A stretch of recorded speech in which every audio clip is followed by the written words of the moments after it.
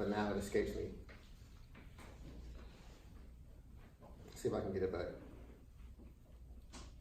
Jocelyn, say some of what you said again. No pressure. I was just talking about, how the media, first of all, when you hear the news, there it very is. little. Very little is positive. It's mostly negative. So, what I was saying about my daughter, I left out a part of the story because when I tell this story, it's difficult sometimes for me to tell a story without it seeming like I'm bragging about like what's going on in my family. But my son, when it got out that my son and I were coming out with a book together in 2017, the Daily Herald reached out to us and said, "Hey, we want to interview you." So I was like, "Hey, come, yeah." So we came through to our house and they were interviewing us, and that's when Maya was in the background, like, "All right, books." She was like, but I reached back out to the Daily Herald when my daughter's book came out because to me this story is continuing. Right. It's part 2 of what you guys did in 2017. But they said, you know what, we already told that story. We don't want it. But I was like, but it's different this time. This time it's my daughter, the one who was in the background saying that she had a book, but she couldn't even write at the time, and now she's a writer. And now it's not just about my children. I'm helping other young people who are avid readers. An avid reader is a sign of a burgeoning author. And so I'm identifying other people. I helped one of his friends publish a book. We've got some people in our church now who are like, I know when I get my book together, Mr. Key's going to help me. And I'm like, the story is broadening beyond what it was when I first told it to you. But then it's like, my editor said, we already talked about that. We can't talk about that again. But if it's a story about somebody getting murdered or whatever, how come you gotta keep telling that story over and over again? That's old. I mean, granted, it's not the same. People's not the same as that person getting murdered over again. But at one point in time, it really felt like whenever, and I don't watch the news a lot because it's just negative. But it felt like it was the same story. Like one time I had to really listen. Like the only thing that's different are the names.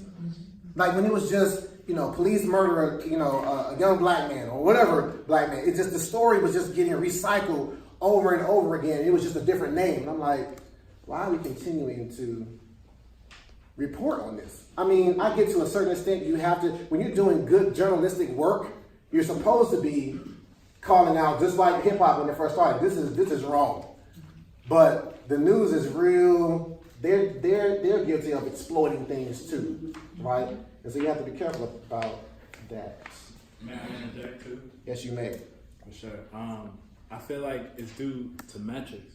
I feel like a company's primary focus is always on the growth or the profit of the company. And I feel like the news in particular, they have metrics. They understand that these are the things that we see the biggest response from. So if we say X amount of things happen in this neighborhood, these are the things that we get the biggest response and the biggest, not even positive or negative, throw that to the side. Yep. These are the things we get the biggest response from, the response and interaction with the people who watch us, because they know people who are looking for positivity, generally, they don't really watch the news. You know what I'm saying? Like, people who are looking for what's going on in the neighborhood or people who are looking to reinforce what they already believe, watch the news. You know what I'm saying? So it's like, if I'm looking to see, I already know it's going to happen. Go ahead. Say that again. People who are looking for, what was the first part? I know reinforce what they already believe, but yes. I know it's people who are believing that the world is bad. That's my point in saying that. The people who believe that the world is bad, and Chicago has a lot, I know we're not in Chicago, but that's the news we watch. Yep. So it's like people who believe that Chicago is this terrible place where it's literally only murders and fires and babies dying. Like, those are the people that watch the news because they already believe that. So that's what the news says is happening. Like, it's true. It's to reinforce the narrative of what is already placed upon the city. So I feel like that's why they do it. I feel like the people at the news station, if you talk to probably some of these news anchors, they would probably tell you that you're right.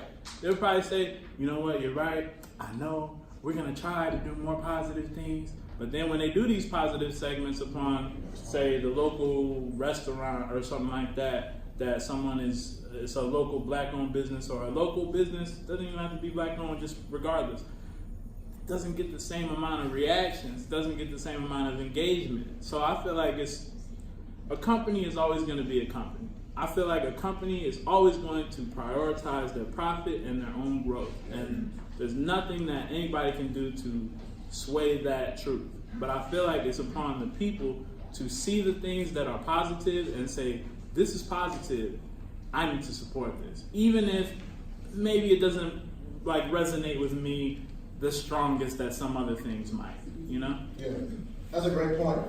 I know on